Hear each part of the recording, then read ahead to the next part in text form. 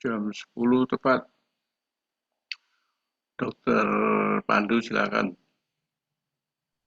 Ya, baik. Masih sebentar, dok. Ya, ya, ya.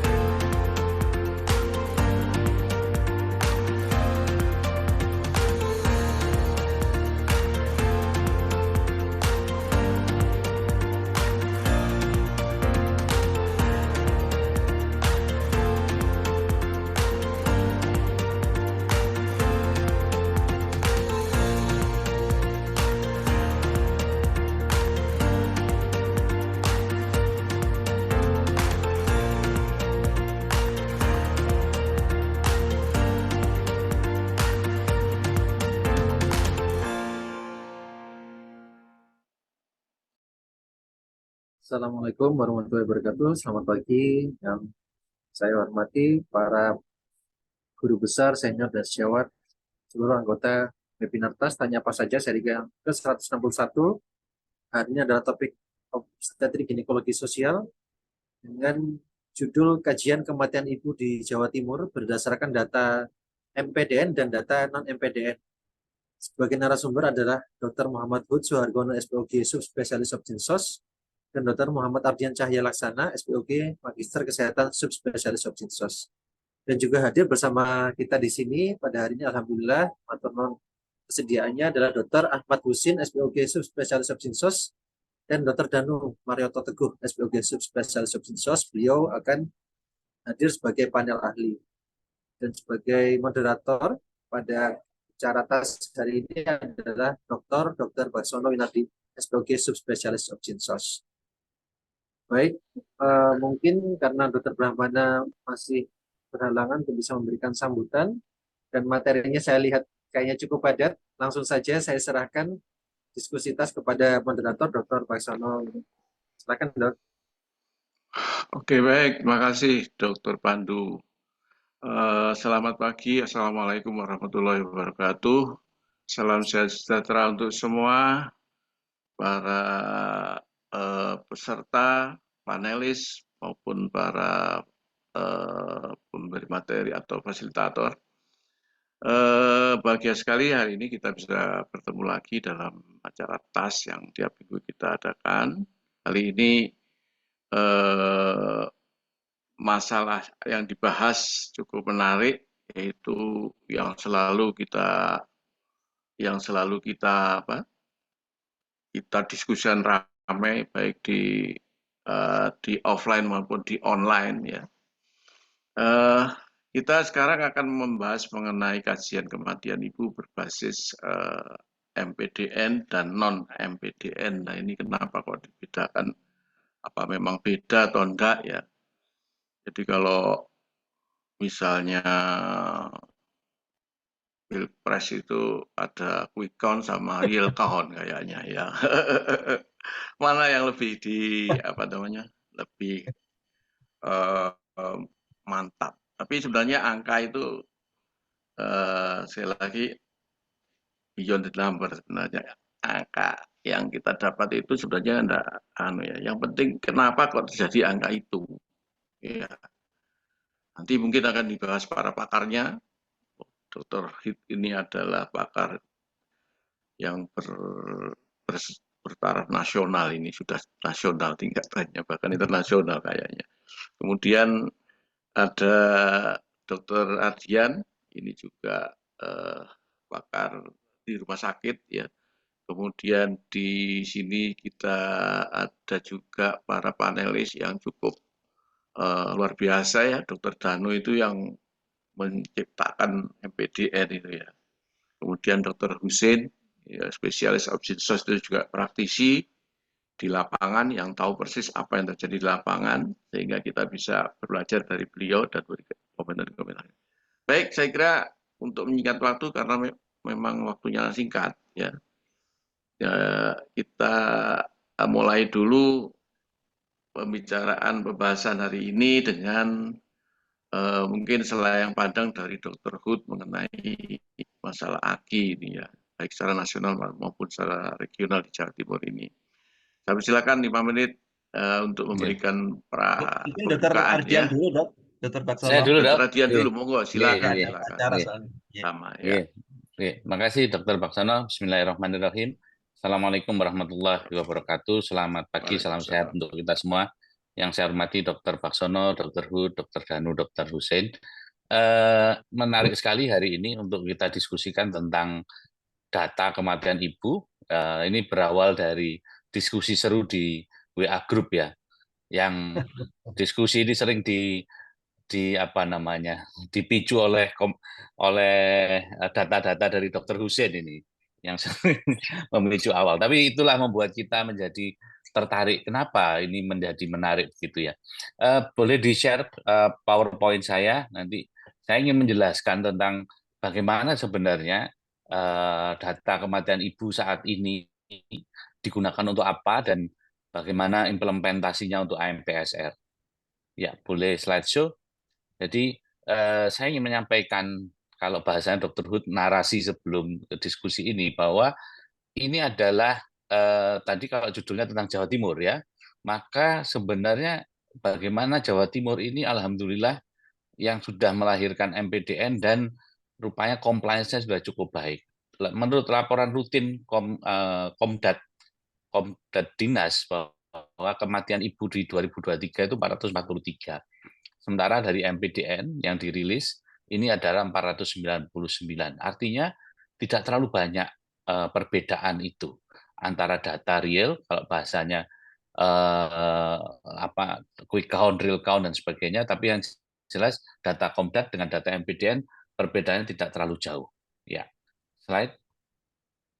Ya, jadi mengapa harus ada MPDN? Nanti mungkin Dr. Danu bisa mengupas lebih lanjut.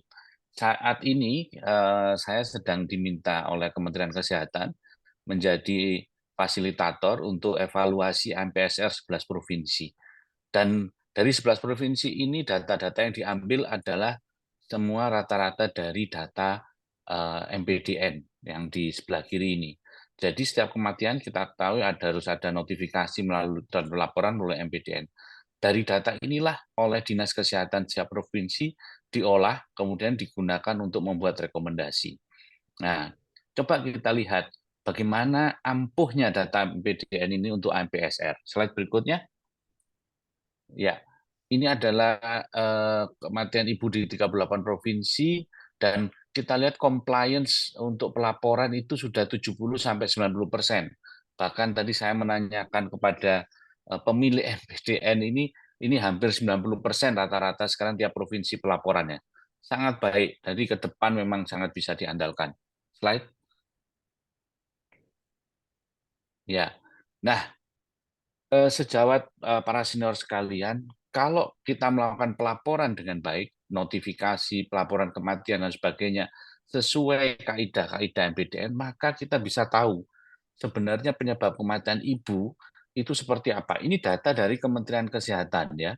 Nah, ini ternyata grup 7 komplikasi non obstetrik sekarang mendominasi sekitar 27,5%. Baru yang kedua hipertensi dalam kehamilan dan yang ketiga adalah perdarahan obstetrik.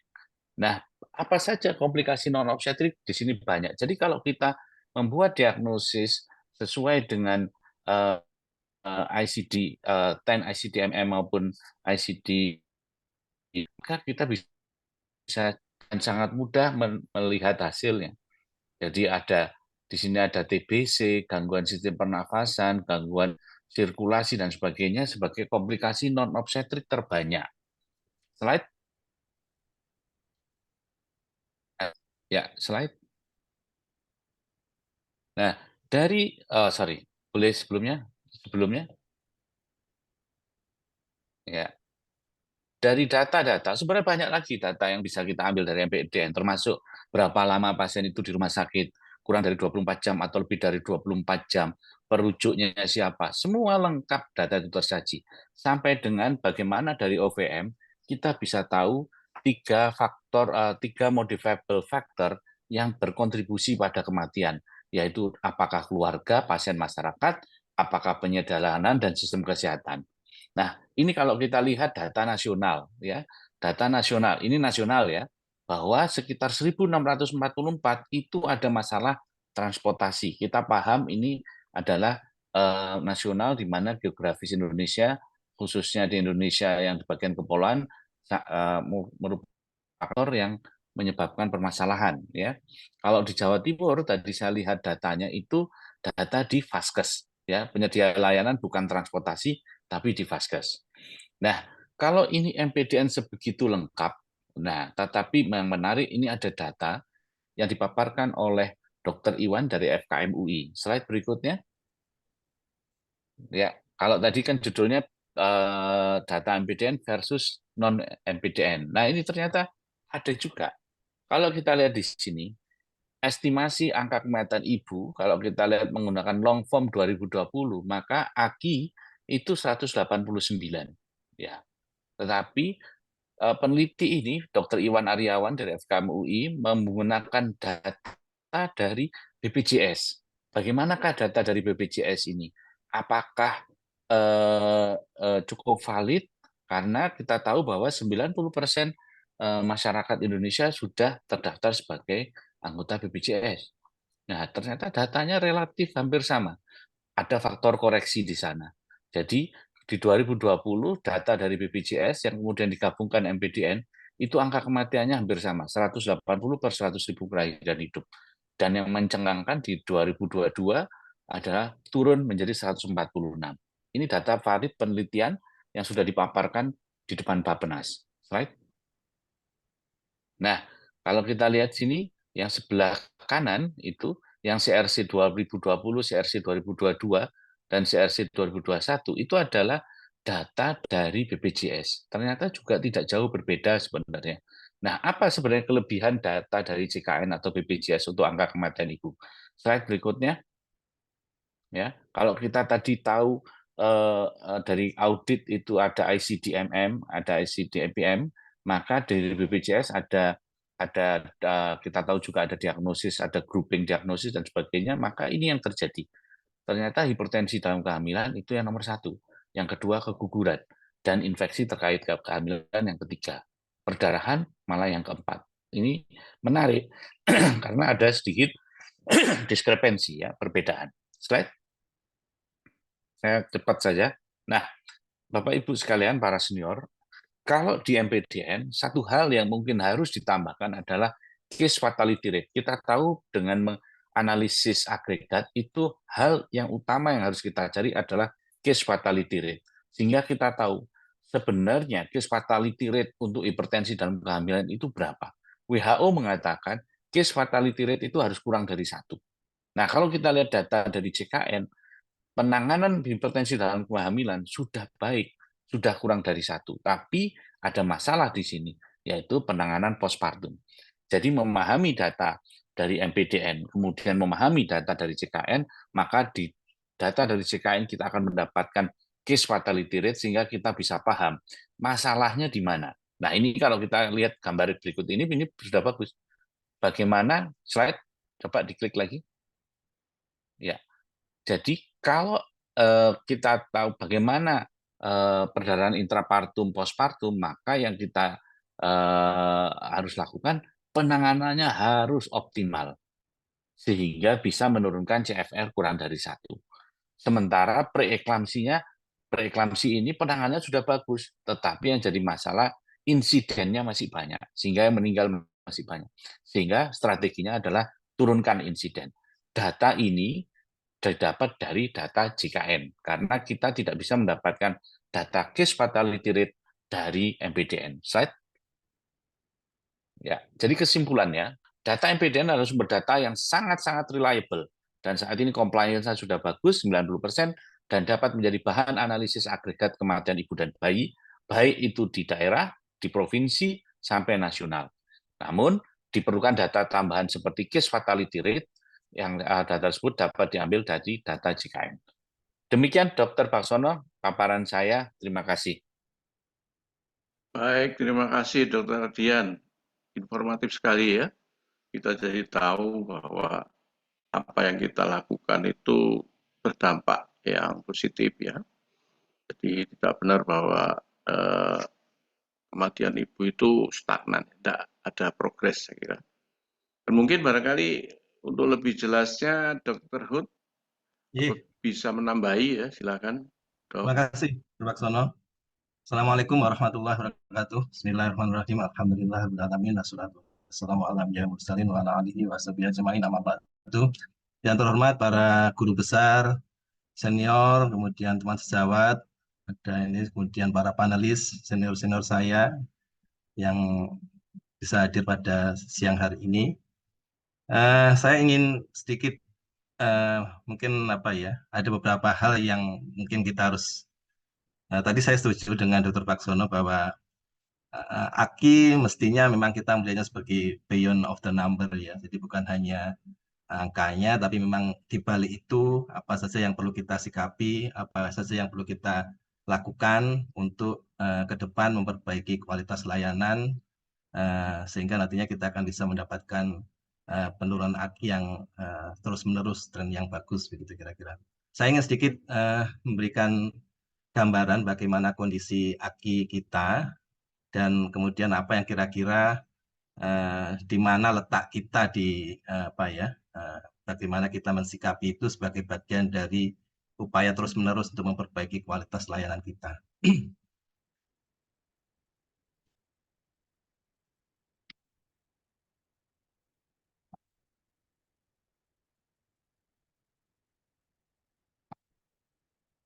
Ini saya berikan judul sedikit mengenai paparan saya, narasi saya ini mengenai transisi ya. Jadi betul Dr. Baksono, memang kita tidak stagnan ya. Ada beberapa hal yang cukup menggembirakan, positif terhadap tren kematian ibu kita. Secara global, WHO mengklasifikasikan negara-negara di global begitu ya, di dunia ini menjadi 5 fase begitu. Kita sebelumnya di angka 300-an itu masuk ke fase 2 yang mungkin lebih menitik beratkan layanan kita kepada akses dan input begitu ya. Kemudian nantinya kita akan bergerak ke fase 3 sebenarnya. Jadi mestinya memang kita harus melihat ini sebagai bagian dari bagaimana kita mengubah strategi, bukan saja pendekatan akses, peningkatan jumlah dan sebagainya, tapi lebih ke arah berbasis mutu, continuous quality improvement begitu kira-kira. Sedikit gambaran seperti ini, kalau kita melihat memang seperti ini, data yang kita punya. Selain MPDN, kita punya data rutin dari Kementerian Kesehatan yang dikumpulkan rutin di tiap provinsi dan sudah disajikan di profil kesehatan Indonesia begitu kira-kira. Kelihatannya memang trennya cukup bagus. Kita melihat memang ada penurunan signifikan di antara tahun 2015 dan 2020. Ini memakai data sensus, bukan data rutin ya. Kalau kita data rutinnya, ini yang seperti ini. Ini yang menariknya terjadi penurunan yang luar biasa, hampir 50% begitu ya, dari 7.000 menjadi 3.500 ini. Dan ini sepertinya memang menjadi pertanyaan besar pada tahun 2021 ke 2022 itu penurunannya luar biasa. Apakah sudah ada intervensi yang sifatnya revolusioner kalau memang penurunannya itu sampai 50%? Ini menjadi pertanyaan juga di diskusi-diskusi di pengambil kebijakan begitu kira-kira. Kalau kita lihat data rutinnya seperti ini kan kita melihatnya dari profil kesehatan ya. Kita dapatkan data-data yang cukup luar biasa sebenarnya kalau kita gambarannya. Ini data-data rutin yang di nasional. Di nasional itu mestinya AKI kita di 2022 itu kalau di data rutinnya sudah di bawah 100 ya, 80,2 di tahun 2022. Kalau di Jatim 90,5 dari data rutinnya. Ini dari profil kesehatan kita. Jadi memang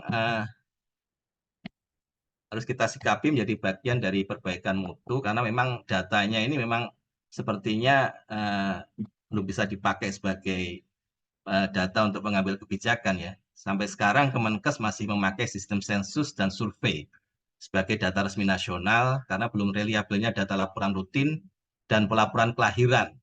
Ya, jadi kalau kita melihat jumlahnya ini untuk denominator jumlah kelahirannya ini masih belum reliable gitu ya, belum update dan tidak bisa di updating dengan baik gitu kira-kira. Jadi perlu registrasi yang lebih bagus untuk data kelahirannya, birth-nya, untuk rate-nya. Masih berbasis data proyeksi, dan ini yang kita pakai sekarang sebagai bagian dari penguatan data begitu ya, untuk menentukan kebijakan, memakai long form sensus penduduk 2022 begitu. Dan kita masih 189, kemudian Jawa Timur 184. Ini agak jauh beda dengan kondisi real di data rutinnya. Jadi perbedaannya cukup masih gapnya masih cukup besar antara sensus dengan data rutin. Dan ini menjadi tantangan besar kita untuk memperbaiki model dari strategi pengumpulan datanya.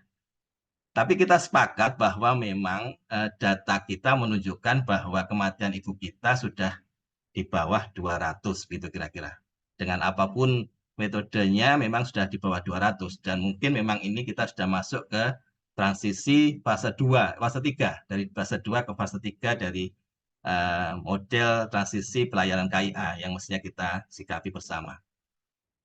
Ini seperti yang direkomendasikan di technical workshop gitu ya, baru saja di Bangkok, mengenai program WHO untuk Ending Preventable Maternal Mortality (EPMM) dan Every Newborn Action Plan (INAP) ya. Ini ada beberapa hal yang cukup menarik untuk mungkin kita kaji sehingga kita dapat gambaran bagaimana kita mensikapi transisi kematian ibu kita sebenarnya. Ini data yang secara global. Secara globalnya bisa, sebenarnya kita punya data yang mungkin bisa menjadi bahan diskusi secara global. Ini memakai ini platform WHO ini. Kemudian dari platform WHO ini kita bisa klik dan kita bisa mendapatkan data masing-masing negara begitu gambarannya. Kemudian WHO memakai angka ini untuk Indonesia. Jadi MMR 2020-nya 172,9 dengan total number of birth-nya 4,6 juta kurang lebih. Ini yang menunjukkan memang kita sudah masuk ke tren bahwa kita masuk ke transisi fase 3 dari negara-negara yang mestinya menjadi bagian dari bagaimana kita mensikapi pelayanan KIA kita. Ini, seperti ini kalau di WHO mengklasifikasikannya menjadi 5 fase begitu kira-kira. Ya, kalau masih di bawah, masih 100, antara 100 dan 300 seperti kita ini sekarang 200-an, kita masuk ke fase 3. Nantinya kita bergerak menjadi fase 4 sesuai dengan SDG target begitu. Dan ini sesuai dengan milestone target dari global gitu kira-kira. Gambarannya kalau kita ingin menuju ke SDG target, mestinya kita mempunyai ANC 4 kali lebih itu 90%. Kemudian skilled attendant-nya itu 90%, dan early postnatal care-nya 80% sampai 2 hari gitu kira-kira.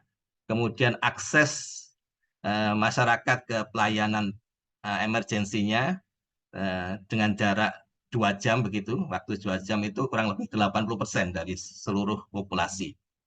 Kemudian masalah sosial determinan yang memang harus kita atur atau kita sepakati bersama menjadi masalah juga di Indonesia. Ini Indonesia kurang lebih petanya demikian. Kalau di secara global, Indonesia masuk ke fase 3 dari negara-negara di dunia. Kita sejajar dengan India mestinya, Sudan, South Africa, dan sebagainya. Kita kalah dengan Filipina, Malaysia, China ya, di fase 4 begitu. Mengapa ini perlu untuk kita mengetahui bagaimana letak kita untuk menentukan kebijakan secara nasional maupun subnasional? Karena memang sebenarnya pendekatannya memang harus berbeda antara tiap fase dari masing-masing kondisi wilayah atau kondisi nasionalnya. Kalau fase 2 memang masih develop ya, kita masih bicara masalah akses, bicara masalah jumlah, kemudian sarana prasarana dan sebagainya. Tapi mestinya kalau sudah fase 3, kita pada fase strengthening ya. Capacity building, kemudian quality improvement, dan sebagainya. Ini pendekatannya lebih ke pendekatan mutu, sehingga memang model intervensinya memang agak berbeda dengan model yang lebih mengutamakan jumlah input, tapi mengutamakan kualitasnya. Jadi building system, bagaimana membuat sistem, ini sampai ke arah nasional, dan kita harus punya model data, pengumpulan data yang secara nasional juga bisa menjadi bagian dari bagaimana kita memperbaiki kualitas layanan. Jadi memang mestinya ada data mulai dari klinik terjauh sampai secara nasional yang terintegrasi, sehingga angka-angka case fatality rate dan sebagainya itu bisa dipantau mulai dari klinik sampai ke nasional mestinya. Ada model dari bagaimana quality improvement-nya di model datanya. Ini kalau kita lihat sebenarnya bagaimana kita lihat mutu layanan kita supaya kita lebih jelas.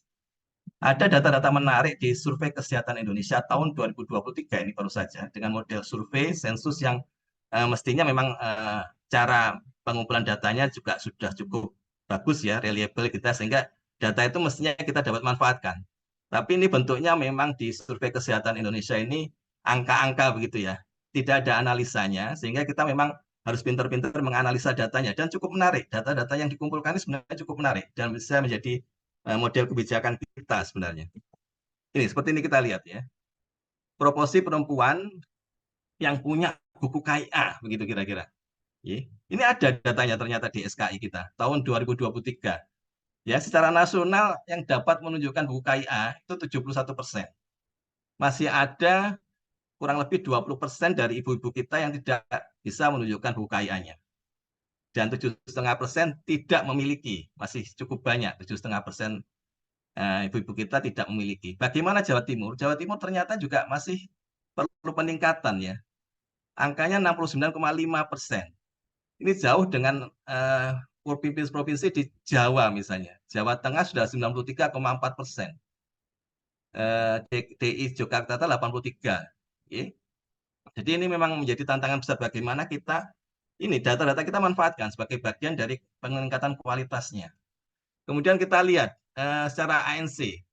Kalau tadi disyaratkan ANC WHO harus 80%, 90% di ANC yang K4, kita ternyata angkanya masih 68,1% di K4-nya.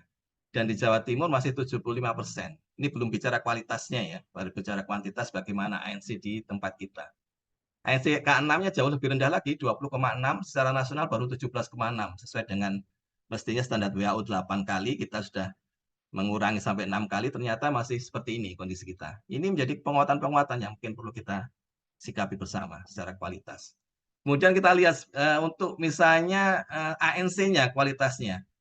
Untuk 10T yang mestinya sebagai standar, ini ternyata memang masih angkanya juga masih belum cukup baik begitu ya, masih perlu ditingkatkan.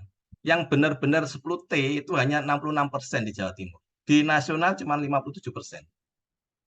Ini. Jadi memang perlu peningkatan yang luar biasa untuk bagaimana kualitas ini dipastikan bahwa memang ANC kita yang dilakukan itu berkualitas. Kemudian coba kita lihat pada pemeriksaan laboratorium. Yang paling lihat kita ini untuk pemeriksaan HB begitu ya. HB itu ternyata nggak semua dari ibu hamil kita yang pernah diperiksa HB-nya, hemoglobinnya, kadar hemoglobin. Hanya 87% di Jawa Timur, secara nasional 78%. Jadi ini memang menjadi tantangan besar benar kita bagaimana kualitas ANC-nya baik secara jumlah maupun secara kualitasnya.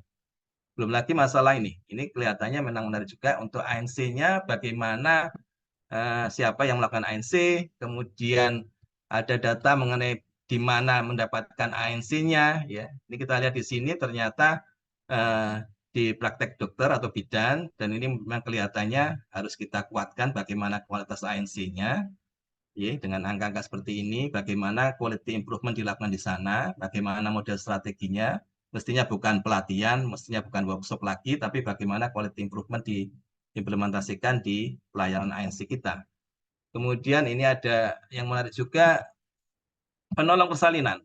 Kalau penolong persalinan di Jawa Timur, bidan, dokter kandungan, gitu ya, dokter umum yang mestinya menjadi bagian dari tim masih 1,1%, ya sesuai dengan amal 2021. Ini yang mungkin perlu kita sikapi bersama bagaimana mensikapi ini. Kemudian tempat persalinan. Kita lihat tempat persalinan.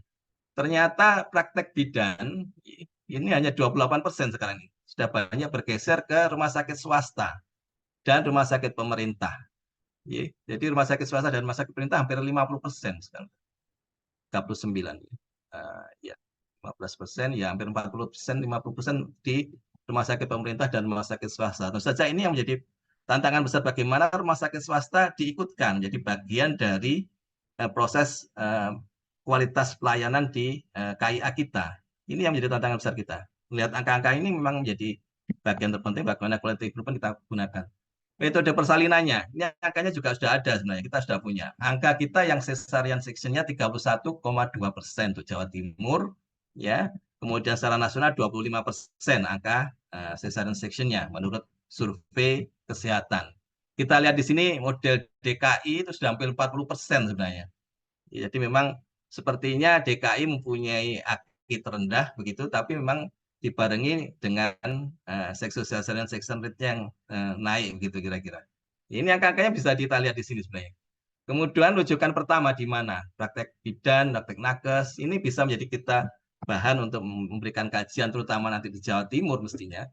Kemudian bagaimana periode melakukan pelayanan nifas. Ini nifas kalau disyaratkan di WHO mestinya harus di atas 80%. Ini angkanya di yang 3-7 harinya sudah masuk 80%, tapi di nasional masih 71%. Ya. Kemudian pertolongan pertama, segera dirujuk, ini ada masalah tidak dirujuk pada saat postnatal care, ini yang 69,8%, sehingga kematian pada saat postnatal care menjadi sangat tinggi. Ini hal seperti ini yang mestinya kita sikapi menjadi bagian dari quality improvement, bagaimana postnatal care menjadi bagian dari pelayanan kita.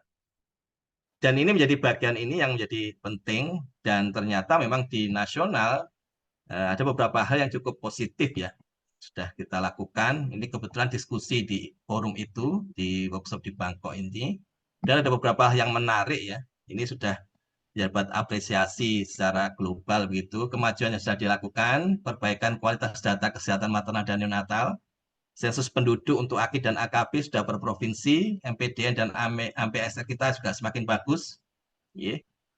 UHC kita mendapatkan apresiasi yang cukup baik secara global, karena tidak semua negara punya UHC di pelayanan KIA, ANC, persalinan, postnatal care, dan KB. Kita sudah punya. Upaya penyesuaian standar dan indikator pelayanan KIA dengan standar global, ini kita terus lakukan. Kemudian linking pelayanan KIA dengan Gerakan Nasional Penanggulangan Stunting. Ini penting juga sebenarnya. Jadi ada link antara Gerakan Nasional Penanggulangan Stunting dengan link pelayanan KIA kita. Ternyata itu bermanfaat juga dalam hal pelayanan kita secara kualitas. Kemudian aksi lanjutannya mestinya kita harus sinkronisasi kebijakan, AKI dari nasional level, subnasional sampai ke distrik. Kemudian kita yang terpenting harus punya standar dan indikator pelayanan KIA. ANC, PNC, persalinan. Ya. Waktunya ya, satu lagi sedikit. Ya. Jadi mungkin yang ke depan kita memang harus membuat semacam indikator begitu ya. Indikator ini gunanya apa? Secara ke dalam internal Vaskes memang diharapkan memang internal kita bisa memiliki data dan kita bisa melakukan monitoring evaluasi di bagian internalnya. Dan secara nasional data di klinik, di rumah sakit itu kita bisa angkat menjadi case fatality rate di nasional misalnya. Jadi memang kita sedang berproses begitu. Kita belum punya indikator mutu pelayanan Vaskes di rumah sakit maupun di klinik, itu kita belum punya. Jadi menurut WHO memang harus disyaratkan membuat itu, dan kita sedang berproses untuk membuat indikator klinik mutu ya, indikator mutu klinik di Pasyankes.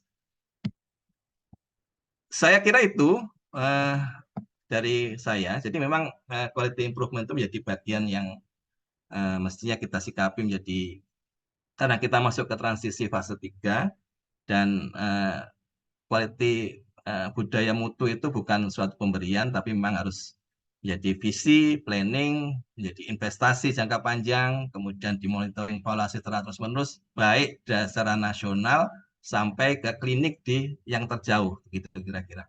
Saya kira demikian Pak Baksono untuk melihat masalah lebih lebih komprehensif begitu mengenai masalah kematian ibu. Terima kasih. Baik, terima kasih Dr. atas penyampaiannya sangat luar biasa. Jadi kalau kita simpulkan di sini bahwa data BPS dan data pelaporan rutin itu dari dulu selalu terjadi kesenjangan, tapi saat ini kelihatannya sudah makin sempit ya. Dulu itu jumlahnya sangat besar. Karena data BPS itu cara mendatanya beda dengan ini. Kalau seperti MPDN ini ada data real, tapi kalau BPS itu hanya dari questionnaire dan sebagainya ya.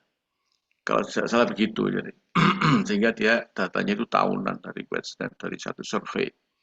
Baik, saya kira sudah banyak yang bisa disampaikan sebagai suatu bahan untuk diskusi hari ini. Tanya apa saja ini, yaitu mengenai KIA, tadi ada CFR, kemudian bagaimana tata care-nya kita, kemudian juga quality dilihat dari 10T ya. Ini tentu jadi tantangan bagi kita. Untuk selanjutnya mungkin kita punya 2 panelis ini. Yang satu itu seorang praktisi yang betul-betul berada di daerah, yang satunya lagi sebenarnya sudah jadi pakar di Kemenkes ini.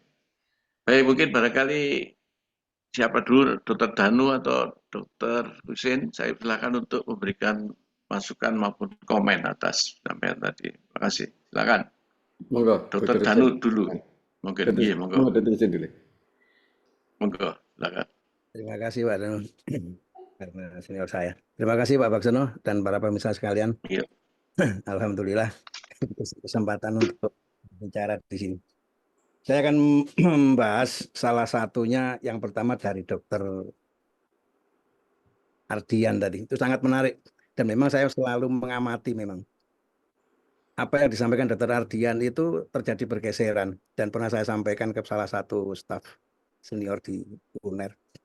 Ada satu kabupaten itu dalam kematian 5 bulan. Katakanlah 20 gitu. Ada 12 yang karena hipertensi. Itu menarik sekali. Hipertensi yang saya masukkan di sini adalah preeklamsi, eklamsi yang berhubungan dengan itu, Pak. Iya. Apa yang disampaikan sama Dr. Ardian tadi memang benar pergeserannya. Kenapa hipertensi yang jadi permasalahan? Itu yang pertama. Yang kedua, apa yang disampaikan Dr. Hood. Yang disampaikan Dr. Hood itu bagaimana manifnya. Yang jadi masalah kami, saya mengamati itu, ini nanti akan saya sampaikan ya. Betulnya apa yang disampaikan bahwa antara MPDN dan non-MPDN, atau boleh dikatakan dinas maupun enggak, saya sendiri heran. Menurut saya, ini akan saya sampaikan nanti sebentar lagi. Menurut saya, tahun 2022, tahun 2023 terjadi peningkatan akan kematiannya cukup tinggi. Nggak ada penurunan sama sekali kalau saya melihat. Kalau untuk di Jawa Timur, ya penurunannya ya jelas di bawah 100 itu. Tapi tetap saya menganggap masih tinggi. Yang kedua, ini saya paparkan aja Pak Baksono. Oh, silakan. Lewat di share. Mau share screen ya? Ya, saya share Silakan. screen. Ini adalah angka kematian nasional. Tahun ini sudah sekian. Rata-rata per bulannya tahun lalu sekian. Tidak ada penurunan sama sekali kalau menurut saya. Jadi kalau bisa turun 2.000, turun 3.000 lah itu baru. Jadi antara 4.000 ke atas hampir 5.000. Rata-rata sekian. Dan tiap bulan rata-ratanya juga demikian. Nah kalau tadi yang disampaikan sama Dr. Ardian, memang menarik dalam pengelompokan dari MPDN ini. Tapi kalau teman-teman sekalian itu mengamati dalam grup-grup subgrup ini, pernah saya sampaikan sama Dr. Danu, yang mestinya di angka 3 ini, di belakang nanti ada di angka 3, tapi masuk di grup 7 ini. Nah di grup 7 ini juga ada tulisan seperti ini. Nah terus bagaimana memisahkannya? Padahal jelas-jelas tertulis di depan itu dalam kronologis pendarahan postpartum atau pendarahan poseksio atau apa. Jelas-jelas di kronologis itu seperti itu, tapi masuk di kelompok 7.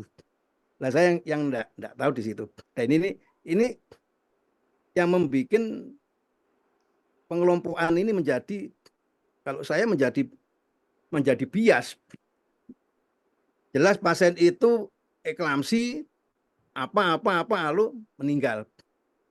Nah, masuknya di kelompok 7 nanti. Nah, apakah dasar dari eklamsi ini yang tidak dimasukkan jadinya kalau masuk kelompok 7 itu yang pertama. Kalau lihat dari grup ini, lalu melihat dari sisi ini sebetulnya bisa dilihat ini, Pak. Tidak ada penurunan sama sekali. Penurunannya itu ya rata-rata sekian ini nanti. Nanti 1 tahun ya keluar lagi sekitar 3.000 4.000. Ini kalau secara nasional. Sekarang kalau melihat saya coba lihat dari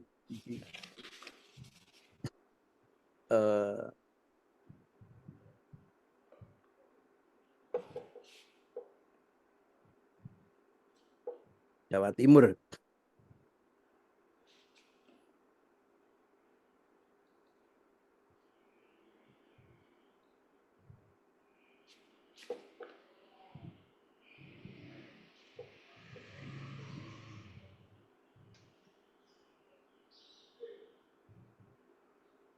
Saya mengambil sempit aja dari Jawa Timur.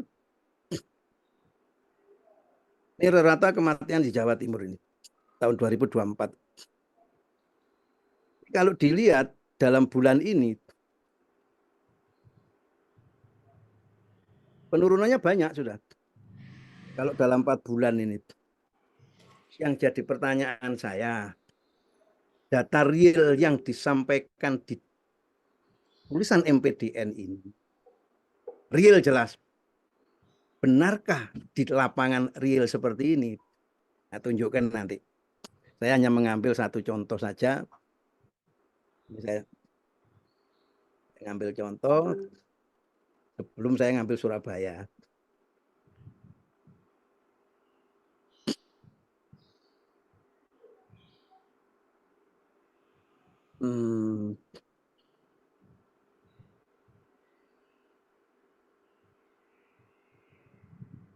Saya mengambil contoh salah satunya adalah Jember. Jember ini menjadi daerah yang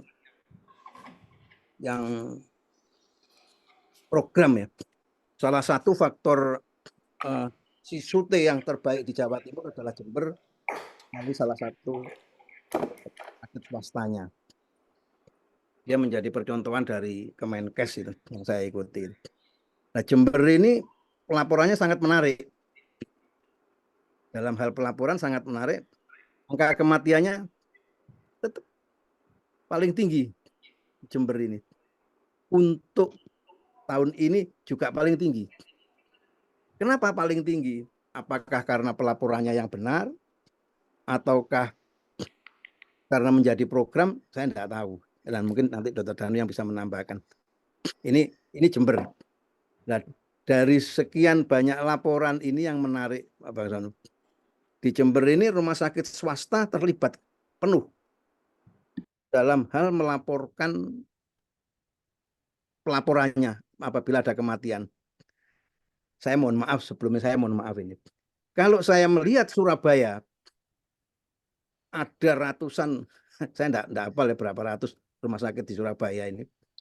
Surabaya loh ya. Tapi yang melaporkan kematian itu cuma 3. Apakah di rumah sakit lainnya itu enggak ada yang meninggal karena AKI ini? Yaitu rumah sakit Sutomo jelas, rumah sakit pendidikan juga Haji jelas, rumah sakit UNER jelas. Tapi kalau nanti dievaluasi, jadi menarik lagi nanti Pak Baksono. Apakah dalam penglihatan evaluasi di Surabaya terutama apa yang disampaikan Dr. Hu tadi, kalau dari sisi situ saya melihatnya itu Surabaya itu tidak ada evaluasinya, tidak ada pelaporannya tiap bulan. Dalam hal laporan evaluasi, namanya saya pantum di sini, lah ini dari jenis analisa kajian ini. Di sini ini kalau di sana jelas laporannya tidak ada sama sekali.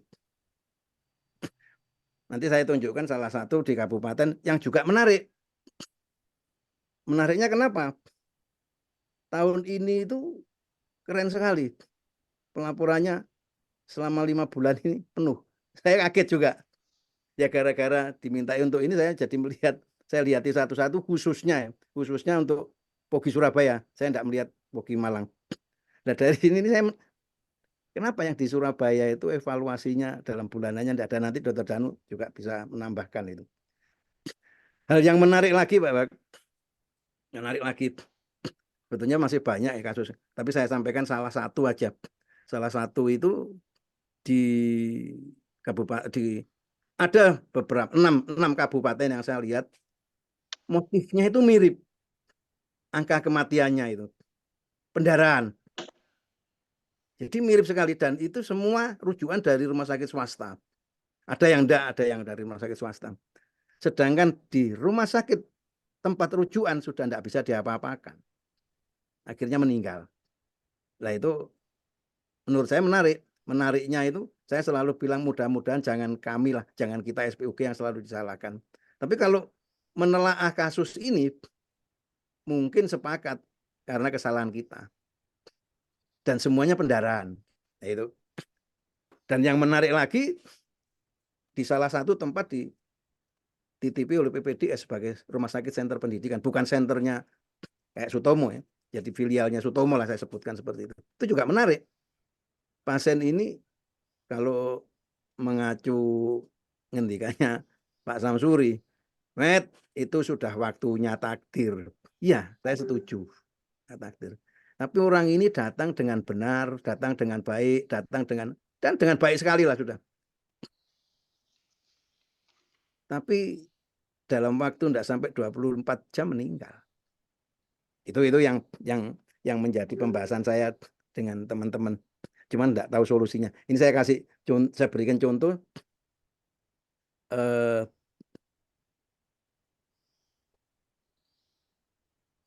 Saya stop share dulu Pak.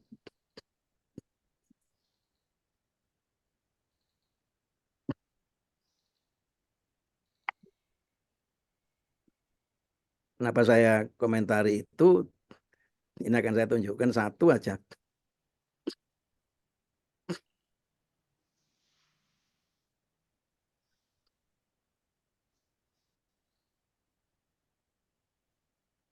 Saya ngambil dari saya.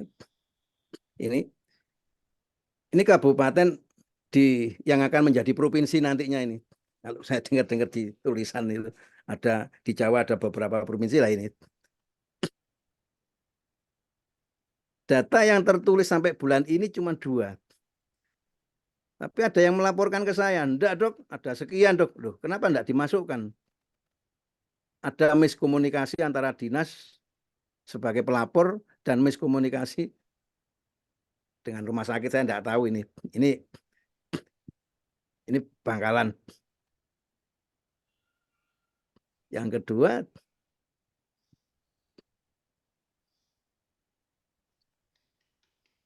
ini sama. Bekas wilayah saya ini. Sebetulnya banyak yang meninggal di sini. Tapi yang terlaporkan sampai sekarang cuma 2. Dan nanti kaitannya apa yang disampaikan Dr. Hud itu tadi.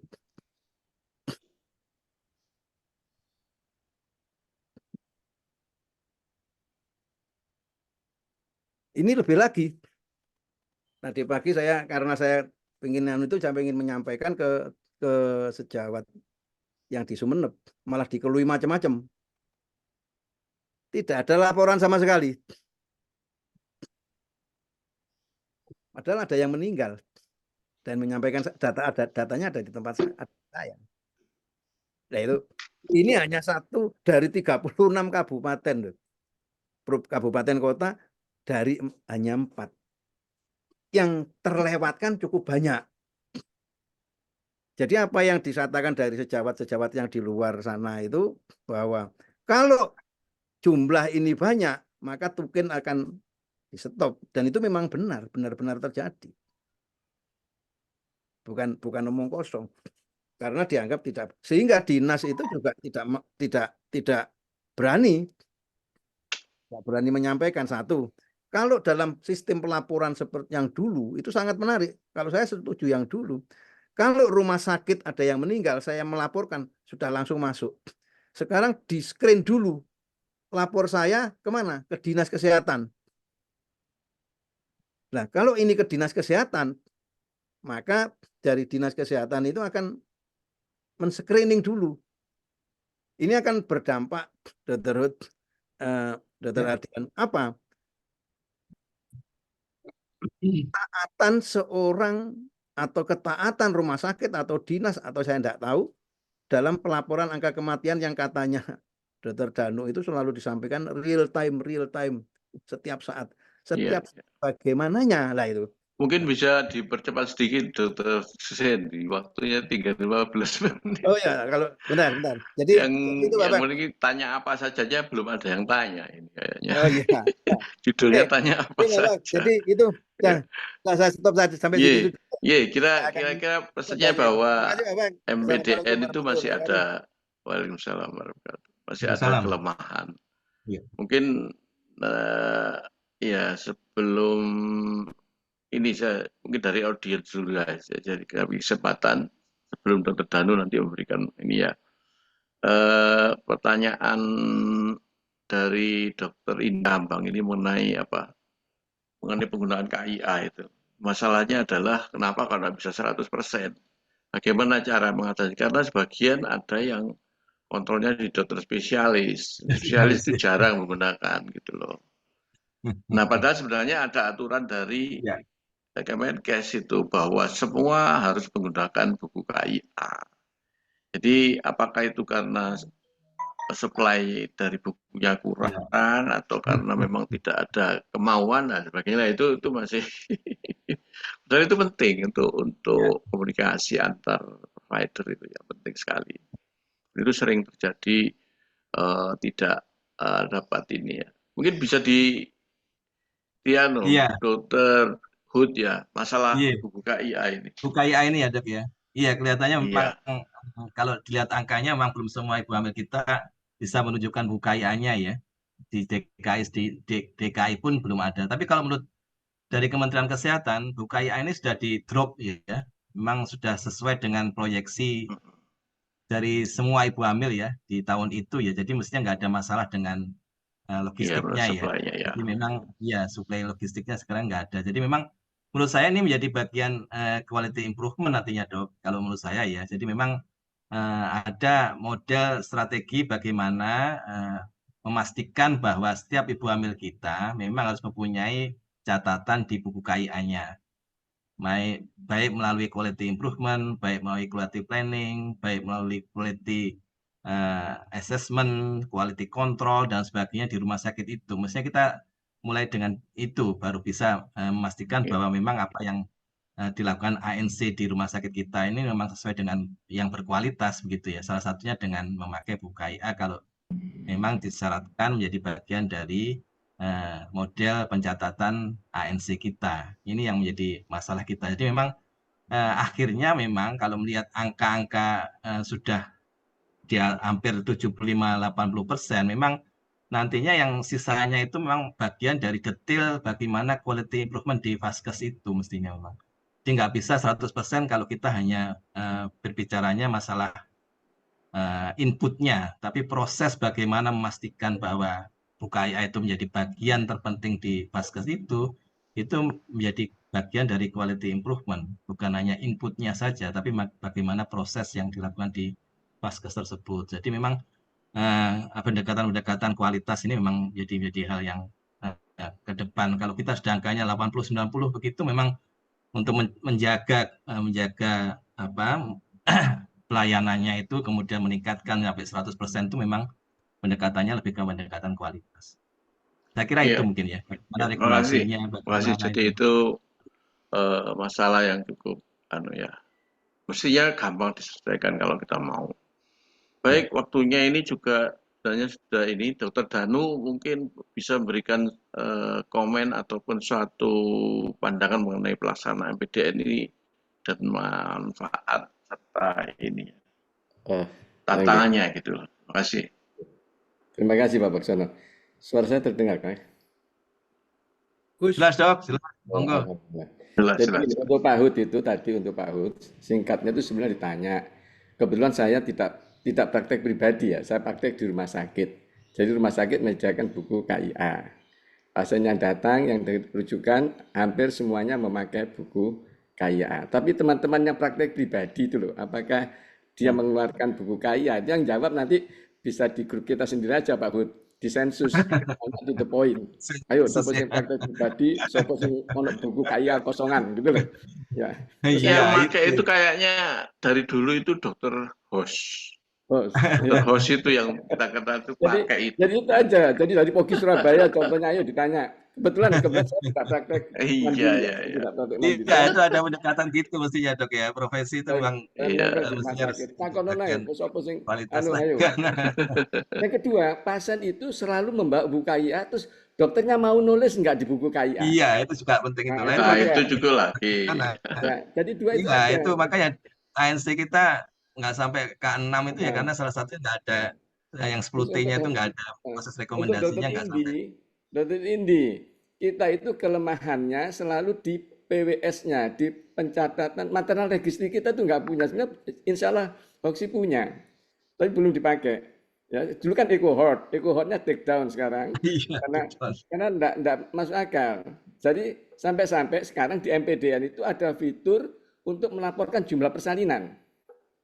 Karena Pak Penting itu Menteri dok. bilangnya, mestinya setiap minggu kita mempunyai proyeksi AKI. Iya, Kenapa?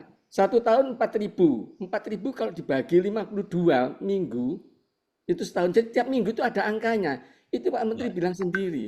Tapi sayangnya denominatornya katanya Pak iya, Adian atau betul. Pak Ahud tadi, kita nggak punya. Nggak punya. Makanya sampai-sampai MPDN yang harusnya mencatat kematian saja, Nah, di situ ada di CCP pelaporan jumlah persalinan di Vaskes. Coba mestinya untuk punya kita dok. iya, jadi Iya menurut dok, jadi saya itu iya betul dikerjakan dok. Nggak proyeksi bisa, Aki nggak bisa. bisa melihat, nggak bisa dihitung Proyeksi akinya setiap karena saat dapat. denominatornya belum jelas, nggak Iya. ada. Nah, untuk seperti Pak Baksono tadi yang bilang tentang bagaimana pelaksanaan MPDN, monggo Dr. Hussein mungkin share tentang evaluasi. Coba lihat di Surabaya, apakah sudah melakukan absensi? Karena sekarang di MPDN itu ada fitur, setiap Vaskes di awal bulan berikutnya itu harus melaporkan apakah jumlah kematian di MPDN untuk Vaskesnya itu sudah semuanya, that's all. Kalau ditulis 0, that's all, berarti 0 kematian. Kalau ada 5, dia bilang that's all, berarti dia sudah melaporkan semuanya. Kalau kita di rumah sakit kita ada 4 yang mati, yang kita laporkan 3, maka dijawab belum. Jadi yang terpampang di MPDN itu belum. Nah itu saja bisa kita lihat, mungkin Pak Hussein bisa lihat, Surabaya 0, tidak pernah melakukan absensi. Oh. Ya, jadi Jombang itu 100%. Hebat. Jombang itu absensinya dan ada kata-kata telat. Jadi kalau absensinya itu lebih dari seminggu, dia ngisi ditulis telat. Yang ada belum. Nanti yang belum itu bisa dilihat Vaskes mana saja yang belum absen. Jadi maksudnya absen itu menyatakan diri bahwa data kematian di MPDN untuk dirinya itu adalah that's all. Kalau di situ 0 itu that's all, berarti tidak ada kematian. Nah, Pak Menteri sangat ingin tahu bulan ini provinsi mana saja yang tidak ada kematian, kabupaten mana saja yang tidak ada kematian, Vaskes mana saja yang ada kematian dibalik. Begitu. Pak Hussein masih kesulitan kan? Menarik Pak Baksono, ada absensi Pak Baksono. Itu kok dilihat geli sendiri kita. Apakah rumah sakit kita sudah tertib? Nah itu bisa kita lihat. Benar. Jadi memang waktunya Pak Baksono. Kalau kita bicara MPDN itu, sekali lagi MPDN itu data real ya. Benar kata Pak Baksono tadi. Itu dilaporkan by event. By event dan dengan susah payah, dengan menutup rasa malu, rasa takut. Mungkin Pak Adian, monggo silakan Pak Adian. Saya boleh komentar sedikit apa yang disampaikan Dr. Hussein. Terima kasih dok. Itu kan sebagai koreksi ya dok untuk kita. Tetapi kalau kita lihat data nasional, compliance-nya sudah baik dok. Kalau kita melihat sesaat ya mungkin akan pandangannya agak berbeda ya dok. Nah dalam hal menganalisis itu sudah ada panduannya di pedoman MPSR. Dalam menganalisis pun kita menganalisis tren itu ada standarnya dok. Tren itu paling tidak 6 titik, misalnya 6 bulan atau 6 tahun. dan juga analisis agregat juga mensyaratkan CFR dan sebagainya, sehingga apa yang disampaikan dokter tadi memang itu merupakan indikasi ada sesuatu yang perlu kita cermati, tetapi mungkin kita tidak bisa juga membuat kesimpulan dari pengamatan sesaat, begitu dok. Tapi apapun itu kita apresiasi dengan MPDN karena compliance-nya sudah baik, semua sudah berusaha untuk notifikasi, meskipun tadi apa yang disampaikan Dr. Husin itu sebagai koreksi mungkin bagi beberapa daerah, ayo kita harus ngisi kalau ada kasus kematian, termasuk tadi dokter menyampaikan untuk rumah sakit pendidikan dan sebagainya. Itu jawaban saya, Dr. Baksono. Terima kasih. Baik, terima kasih. Baik, Pak waktu. Baksono, saya tambahkan sebentar Ya, Pak Baksono ya. silakan. Gini, karena teman-teman SWOG semua, MPDN itu banyak sisinya. Kalau kita mengatakan sekedar jumlah kematian, lihatlah di notifikasi. Tapi kalau kita mau melihat kronologisnya, datanya, lihat di fase pelaporan. Kemudian kalau kita mau melihat berikutnya adalah analisisnya. Jadi ada notifikasi, pemberitahuan adanya kematian, kemudian dilanjutkan fase berikutnya, mengirim datanya. Setelah data terkirim, dilakukan analisis dengan menghasilkan rekomendasi, kemudian rekomendasinya ditanam di MPDN. Kemudian ada fase implementasi daripada rekomendasi, kemudian ada evaluasi daripada hasil implementasinya. Jadi sebetulnya itu kita banget, objin banget. Jadi tinggi knowledge-nya karena itu ke belakang sampai ke evaluasi daripada implementasi. Nah kita masih berkutat di notifikasi. Ya. Jadi menurut saya jadi MPDN besar dan itu semua bukan saya hanya babysitternya saja. Masukan dari Pak Ud tadi atau jenengan semua itu banyak merubah. Lain MPDN di awal lain dengan sekarang. Jadi monggo ya. Kalau nanti yang terutama dari Hoxi teman-teman kita bisa membuat sendiri untuk bagaimana bisa mengadvokasi Jawa Timur untuk lebih baik untuk dalam pemanfaatan MPDN-nya. Begitu. Terima kasih Pak Baksono. Tambahan sebentar Pak Baksono, izin share ini yang mau disampaikan Dr. Danu. Ini coba ini saya share ini. Ini yang di Dr. Danu adalah evaluasi Surabaya. Tidak ada laporan bulanan sama. Tidak apa yang disampaikan tadi itu. Saya juga pindah ke Jember. Ini Surabaya ini Mas Anu. Ya, kalau pindah ke Jember? Kalau pindah ke Jombang jadi bagus. Saya juga heran. Segera saja Pak Anu, waktunya sudah habis. Iya, kita sudah kelebihan waktu saya. Lain waktu aja kalau daripada nanti ganggu. Saya terima kasih Nda. Sebenarnya ya kita kelemahan kita itu ya membicarakan masalahnya demikian kompleks itu hanya 1 jam ya tidak mungkin dapat betul, sesuatu yang maksimal ya. Betul. Jadi bagaimana kita mungkin hal ini perlu dibicarakan secara komprehensif. Tidak bisa hanya 1 jam aja. Jadi misalnya saya juga tidak dengar lagi seperti Pentaloka itu sebenarnya ada gunanya itu. Buat komunikasi itu diusulkan lagi Pak. Mumpung kepala dinasnya itu orang Dr. Sutomo gitu loh. Itu usulkan ada ini lagi. Sehingga kita bisa melihat daerah kita sendiri itu kayak apa sih sebenarnya. Dari MPDN, dari sudut MPDN, apakah sudah betul maksimal melakukan, apa seperti yang dikatakan Dr. Husin tadi masih ada yang kematiannya banyak tapi MPDN-nya belum dan sebagainya. Nah, absensi tadi itu kan menunjukkan bahwa belum sepenuhnya apalagi di Surabaya barangkali malah Dr. Sutomo ini yang mungkin ngisi anunya itu belum kayaknya ya. Itu tugasnya Dr. Rizky sebenarnya. Dr. Rizky, dokter dari Objinsos itu setiap kematian di Dr. Sutomo harus di-upload di MPDN itu. Cuma kalau itu kosong ya. Untuk Sutomo, saya belum lihat untuk tempatnya Dr. Didin ya. Kalau Sutomo untuk tahun ini pelaporannya cukup bagus, meskipun tidak 100%, terutama dalam pengkajian. Pengkajiannya masih semua. Terima kasih. Iya. Terima kasih. Jadi itu ya, jadi itu yang Dr. Sutomo aja, yang itu ya yang ini aja kadang-kadang masih ini ya, masih terlambat, telat ya, katakan kalau diakui telat gitu ya. Tapi kan harusnya data ini kan real time, 24 jam harus sudah masuk kan begitu aturannya itu. Ya.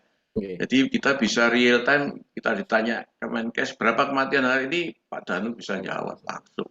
Gitu kan, mestinya gitu. Yes. Ya, itu quick count istilahnya, quick count. Cuma nanti bagaimana mengapa demikian, nah itu tugasnya dari tim apa namanya AMPSR itu. Bagaimana merumuskan apa yang harus dilakukan untuk menangani kesenjangan ataupun menurunkan kematian yang tadi dikatakan oleh Dr. Hussein masih stagnan ya kayaknya ya. 4 bulan Saya sedikit pertama. bisa menambahkan, Dok. Sedikit, Dok. Iya, monggo silakan. Ya. Terima kasih. Ini mungkin penutup mungkin ya. Jadi memang melihat masalah demikian memang harus ada regulasi atau sistem yang pushing faktor begitu ya kira-kira ya. Tapi ini kita belum mempunyai to create indikator mutu klinis di rumah sakit maupun fasiankes kita. Itu sebenarnya bisa dimasukkan di sana, dokter. Ini jadi memang indikator mutu ini yang memang harus menjadi bagian dari sistem begitu ya. Dan ini dipantau secara nasional dan menjadi persyaratan misalnya masuk ke quality assurance melalui akreditasi misalnya. Ada pushing faktor. Kalau tanpa itu, sekarang ini kan dalam pengamatan saya di teman-teman juga di diskusi bahwa misalnya rumah sakit yang terakreditasi paripurna itu nggak inline dengan kondisi mutu pelayanan KIA-nya. Mestinya kan kalau paripurna sudah prognasnya sudah cukup bagus ya, mestinya 100%. Jadi ini memang harus ada beberapa indikator mutu yang memang dimasukkan di pushing faktor untuk memastikan bahwa hal itu dilakukan di rumah sakitnya. Jadi memang ini sedang berproses di Direktorat Mutu membuat indikator mutu baik secara di rumah sakit, di klinik yang berhubungan dengan pelayanan fokus ke KIA. Karena selama ini kan indikator mutu nasionalnya hanya seksusial, SC waktu SC situ dan sebagainya yang mungkin belum fokus benar ke masalah mutu dari pelayan KIA-nya. Ini yang memang harus dibuatkan indikator yang mulai dari bawah sampai ke nasional sehingga jadi bagian dari sistem untuk memastikan bahwa memang terjadi peningkatan mutu di rumah sakit itu. Indikator mutunya menyusul kelihatannya di Kementerian Kesehatan. Terima kasih. Baik, terima kasih. Jadi sudah banyak yang kita dapat ya dalam waktu yang sangat sempit ini ya. Jadi di bidang kematian ibu di Jawa Timur ini memang artinya sudah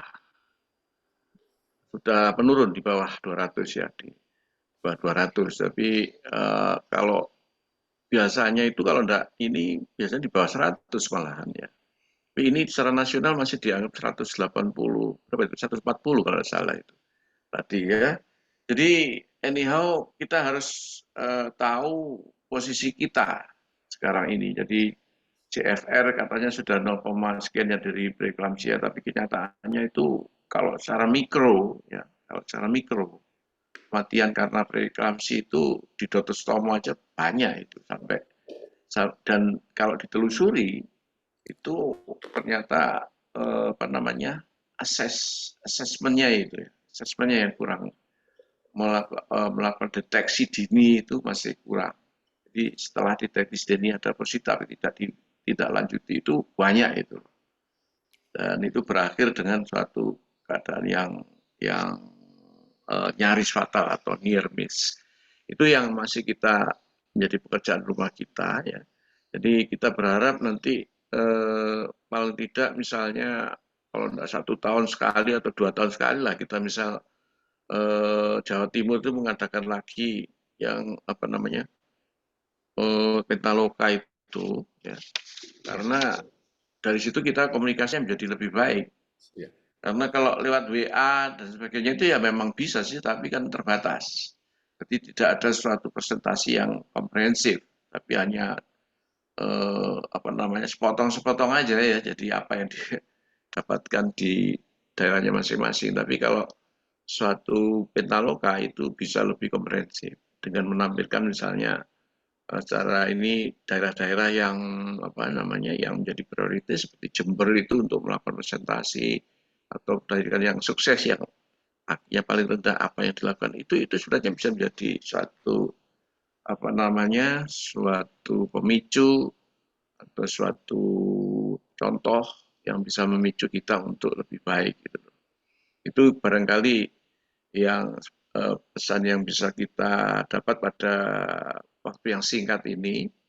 Nah, nanti akan mungkin barangkali ada dari Objinsos mengadakan simposium mengenai AKI ini, misalnya ya. Dan kita punya banyak pakar Objinsos di Jawa Timur ini.